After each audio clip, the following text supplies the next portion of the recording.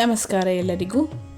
ಸೋಮವಾರದ ಬೆಳಗಿಗೆ ಸ್ವಾಗತವನ್ನು ಕೋರ್ತಾ ಶಿವಪುರಾಣದ 11ನೇ ಅಧ್ಯಾಯದ ಮೊದಲ ಭಾಗವನ್ನು ಇವತ್ತು ನಾವು ನೋಡೋಣ. ಅಧ್ಯಾಯವನ್ನು ಪ್ರಾರಂಭಿಸ್ತಾ ಅಧ್ಯಾಯದ ವಿಷಯಗಳು ಶಿವಲಿಂಗದ ಸ್ಥಾಪನೆ, ಅದರ ಲಕ್ಷಣ, ಹಾಗೆಯೇ ಪೂಜೆಯ ವಿಧಿಯ ವರ್ಣನೆ, ಹಾಗೆಯೇ ಶಿವಪದದ ಪ್ರಾಪ್ತಿಯನ್ನು ಹೊಂದಲು ಸಹಾಯ ಮಾಡುವ ಸತ್ಕರ್ಮಗಳ ವಿವೇಚನೆ. ಋಷಿಗಣ ಕೇಳುತ್ತಾರೆ, ಹೇ ಸೂತರೆ, ಶಿವಲಿಂಗದ ಸ್ಥಾಪನೆಯನ್ನು ಹೇಗೆ ಮಾಡಬೇಕು, ಅದರ ಲಕ್ಷಣ, ಹಾಗೆಯೇ ಅದರ ಪೂಜೆಯನ್ನು ಯಾವ ರೀತಿ ಮಾಡಬೇಕು, ಯಾವ ದೇಶ ಕಾಲಗಳಲ್ಲಿ ಮಾಡಬೇಕು, ಯಾವ ದ್ರವ್ಯದಿಂದ ಅದರ ನಿರ್ಮಾಣವನ್ನು ಮಾಡಬೇಕು ಅಂತ. ಆಗ ಸೂತ ಮುನಿಗಳು ಈ ರೀತಿಯಾಗಿ ಉತ್ತರವನ್ನು ಕೊಡ್ತಾರೆ. ಹೇ ಮಹರ್ಷಿಗಳೇ, ನಾನು ನಿಮಗಾಗಿ ಈ ವಿಷಯಗಳ ವರ್ಣನೆಯನ್ನು ಮಾಡ್ತಾ ಇದ್ದೇನೆ, ಮನಸ್ಸಿಟ್ಟು ಕೇಳಿ ಅಂತ ಹೇಳ್ತಾ ವಿಷಯದ ಬಗ್ಗೆ ಹೇಳ್ತಾ ಹೋಗ್ತಾರೆ ಸೂತ ಮುನಿಗಳು.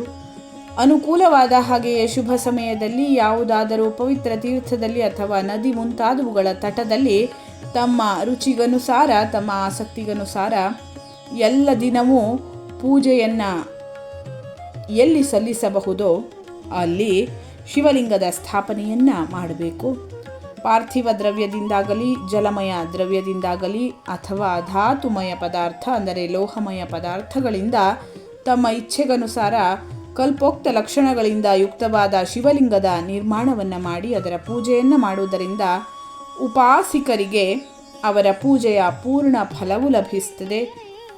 ಸಂಪೂರ್ಣ ಶುಭ ಲಕ್ಷಣಗಳಿಂದ ಯುಕ್ತವಾದಂತಹ ಶಿವಲಿಂಗ ತಕ್ಷಣ ಪೂಜೆಯ ಫಲವನ್ನು ಕೊಡುವಂತಹದ್ದು. ಒಂದು ವೇಳೆ ಛಲ ಪ್ರತಿಷ್ಠೆಯನ್ನು ಮಾಡಬೇಕಾದಲ್ಲಿ ಅದಕ್ಕಾಗಿ ಸಣ್ಣ ಶಿವಲಿಂಗವನ್ನು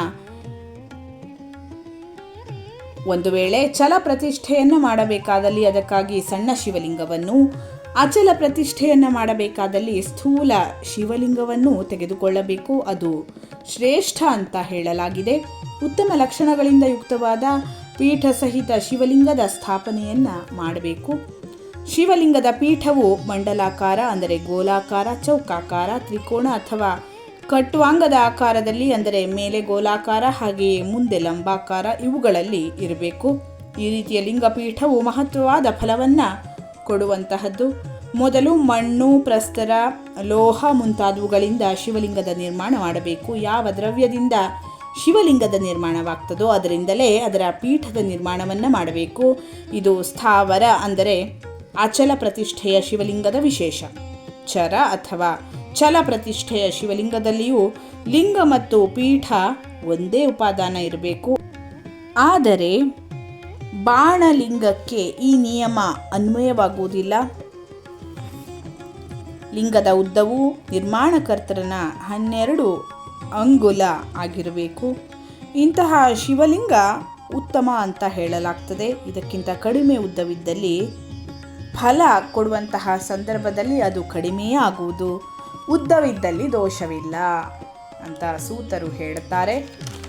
ಮುಂದೆ ಹೇಳ್ತಾರೆ ಅವರು, ಚರಲಿಂಗದಲ್ಲಿಯೂ ಅದೇ ನಿಯಮವಿದೆ.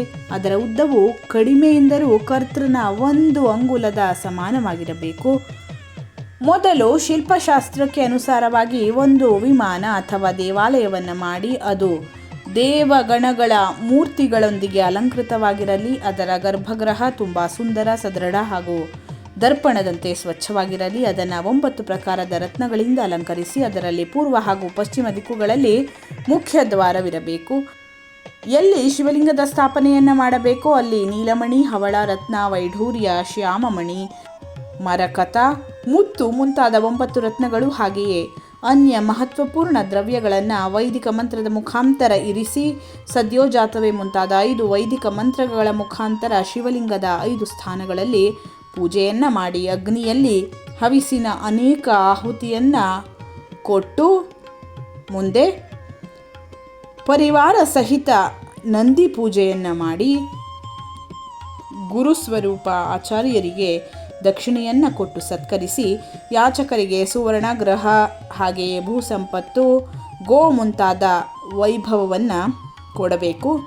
ಸ್ಥಾವರ ಜಂಗಮವೇ ಮೊದಲಾದ ಎಲ್ಲ ಜೀವಿಗಳನ್ನು ಯತ್ನಪೂರ್ವಕವಾಗಿ ಸಂತುಷ್ಟಗೊಳಿಸಿ ಒಂದು ಕಡೆ ಸುವರ್ಣ ಹಾಗೆಯೇ ನವಧಾನ್ಯಗಳನ್ನು, ರತ್ನವನ್ನು ತುಂಬಿ ಸದ್ಯೋಜಾತಾದಿ ವೈದಿಕ ಮಂತ್ರಗಳ ಉಚ್ಚಾರಣೆಯನ್ನು ಮಾಡಿ ಪರಮ ಕಲ್ಯಾಣಕಾರಿ ಮಹಾದೇವನ ಧ್ಯಾನವನ್ನು ಮಾಡಿ ನಂತರದಲ್ಲಿ ನಾದ ಘೋಷಯುಕ್ತವಾದ ಮಹಾಮಂತ್ರ ಓಂಕಾರದ ಉಚ್ಚಾರಣೆಯನ್ನು ಮಾಡಬೇಕು. ಹೇಳಿರುವ ಕಡೆ ಶಿವಲಿಂಗದ ಸ್ಥಾಪನೆಯನ್ನು ಮಾಡಿ ಅದನ್ನು ಪೀಠದೊಂದಿಗೆ ಜೋಡಿಸಿ ಈ ರೀತಿಯಾಗಿ ಪೀಠಯುಕ್ತ ಲಿಂಗದ ಸ್ಥಾಪನೆಯನ್ನು ಮಾಡಬೇಕು. ಅದಕ್ಕೆ ನಿತ್ಯ ಲೇಪದಿಂದ ಜೋಡಿಸಿ ಸ್ಥಿರವನ್ನು ಮಾಡಿ ಇದೇ ರೀತಿಯಾಗಿ ಪಂಚಾಕ್ಷರ ಮಂತ್ರದ ಉಚ್ಚಾರಣೆಯನ್ನು ಮಾಡಿ ಮೂರ್ತಿ ಸ್ಥಾಪನೆಯನ್ನು ಮಾಡಬೇಕು.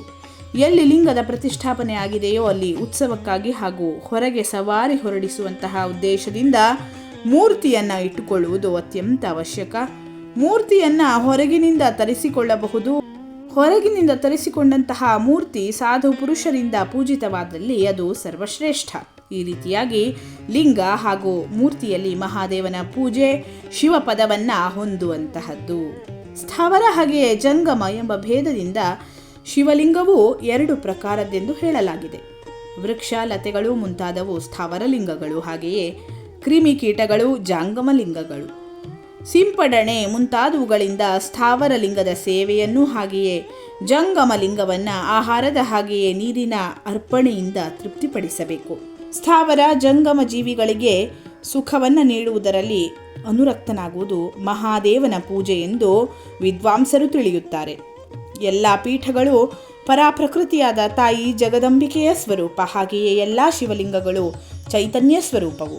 ಹೇಗೆ ಭಗವಂತ ಶಿವ ತಾಯಿ ಪಾರ್ವತಿಯನ್ನು ತನ್ನ ತೊಡೆಯ ಮೇಲೆ ಕುಳ್ಳಿರಿಸಿ ವಿರಾಜಿಸುವರೋ ಅದೇ ರೀತಿ ಈ ಶಿವಲಿಂಗವು ಸದಾ ಪೀಠದ ಜೊತೆಗೆ ವಿರಾಜಮಾನವಾಗುತ್ತದೆ. ಈ ರೀತಿಯಾಗಿ ಮಹಾಲಿಂಗದ ಸ್ಥಾಪನೆಯನ್ನು ಮಾಡಿ ವಿವಿಧ ಉಪಚಾರಗಳಿಂದ ಅದರ ಪೂಜೆಯನ್ನು ಮಾಡಿ ತನ್ನ ಶಕ್ತಿಗೆ ಅನುಸಾರ ನಿತ್ಯ ಪೂಜೆಯನ್ನು ಮಾಡಬೇಕು. ಹಾಗೆಯೇ ದೇವಾಲಯದ ಹತ್ತಿರ ಧ್ವಜಾರೋಪಣ ಮುಂತಾದವುಗಳನ್ನು ಮಾಡಬೇಕು. ಈ ರೀತಿಯಾಗಿ ಸಾಕ್ಷಾತ್ ಶಿವಪದವನ್ನು ಉಂಟು ಮಾಡುವ ಅನುಗ್ರಹಿಸುವಂತಹ ಲಿಂಗದ ಸ್ಥಾಪನೆಯನ್ನು ಮಾಡಿ ಅಲ್ಲಿ ಷೋಡಶೋಪಚಾರ ಪೂಜೆಯನ್ನು ಮಾಡಬೇಕು.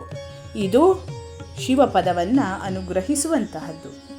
ಇಲ್ಲಿಗೆ ಶಿವಪುರಾಣದ 11ನೇ ಅಧ್ಯಾಯದ ಮೊದಲನೇ ಭಾಗ ಸಮಾಪ್ತವಾಗ್ತದೆ.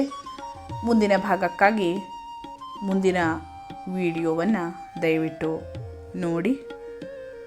ಧನ್ಯವಾದಗಳು. ಲೋಕಾಃ ಸಮಸ್ತಾಃ ಸುಖಿನೋ ಭವಂತು.